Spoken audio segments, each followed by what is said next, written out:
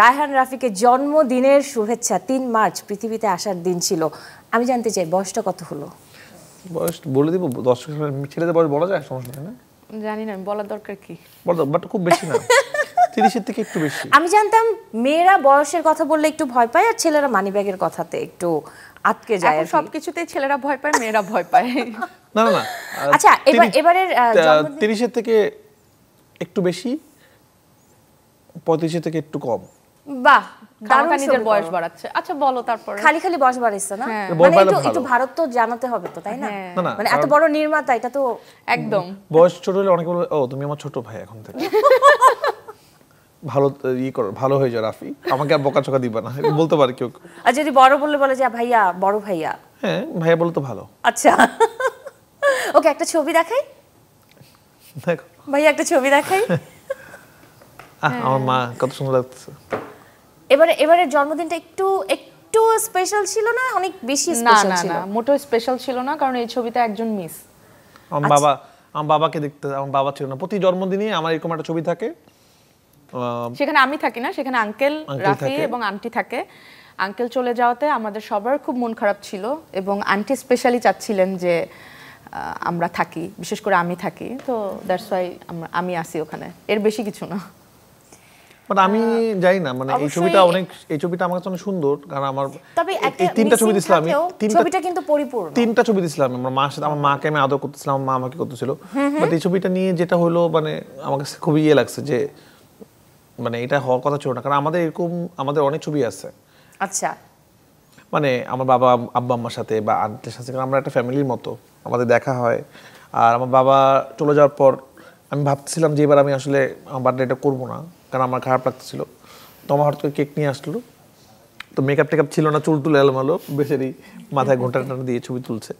তো যাই হোক, মানে এটা নিয়ে ওটাকে একটা কিছু মানে, এবং এই ছবিটা নিয়ে আমি সরাসরি বলে অনেকেরই প্রশ্ন ছিল, বা অনেকেই বলেছে ছবিটা দেখার পর যে বিয়ের পরে আমার কাছে কি মনে হয় আপু, আমার কাছে যেটা মনে হয়, বিয়ে যখন করব আমি একটা জিনিস বিশ্বাস করি, বিয়ে তো ভালো কাজ, লুকায় করা কাজ না, অন্যায় না তো, বিয়েটা তো ইসলামের ফরজ, ক্রাইম না। এটা যখন করব সুন্দর করে মানুষকে বলে, মানুষের দোয়া নিয়ে, এবং বিশেষ করে আপনাদেরকে বলে করব, লুকায় বিয়ে করব না ইনশাআল্লাহ।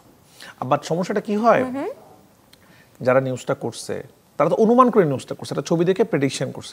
এটা তো একটা নাটকের সেটও হতে পারতো, চরিত্র হতে পারতো, কারণ তোমার একটা ক্যারেক্টার আসতেছে যেটা সেম লুকই কিন্তু আসতেছে আমল নামা, সেখানে কিন্তু একটা বিয়ের ছবি আছে, ওখানে তার হাজবেন্ড সাথে বিয়ে হয়। সমস্যাটা কি হয় সেটা হলো যে আমাদের আত্মীয়স্বজন দেখো এই ধরনের নিউজ দেখে তারা বিব্রত বোধ করে, কারণ তারা তো জানে।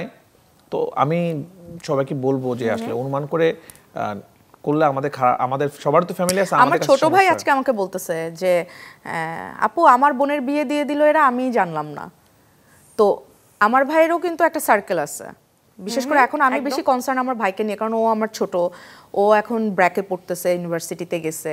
এই স্টেজটা কিন্তু একটু ডিফারেন্ট, এই স্টেজটা কিন্তু একটা ছেলের জন্য বিশেষ করে, যে যখন সে কলেজ লাইফ শেষ করে ভার্সিটি লাইফে আসে, তখন সে নিজেকে পরিপূর্ণ মনে করে যে আমি একটা ছেলে মানুষ, আমি বড় হয়ে গেছি, ফ্যামিলি থেকে একটু ফ্রিডম পায়।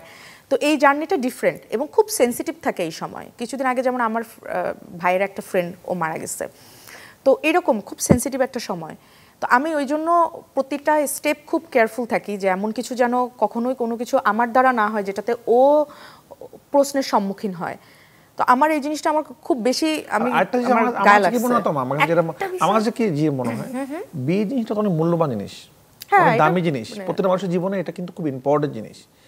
এটা নিয়ে আসলে অনুমান করে কাউকে এটা বলা ঠিক। গুঞ্জনটা ছড়ালো কে আমাকে বলো? আমি জানি না, ইচ্ছা করে যারা ছড়াইছে, আমি যদি পাইছি কখনো, তাদের কি করা হবে, কি করবে তাদের? ওদেরকে আমি ওরকম ওদের ভাই বোন বন্ধুদের সাথে গুঞ্জন ছড়াই দিব, আমি স্ট্যাটাস দিয়ে দিব ফেসবুকে।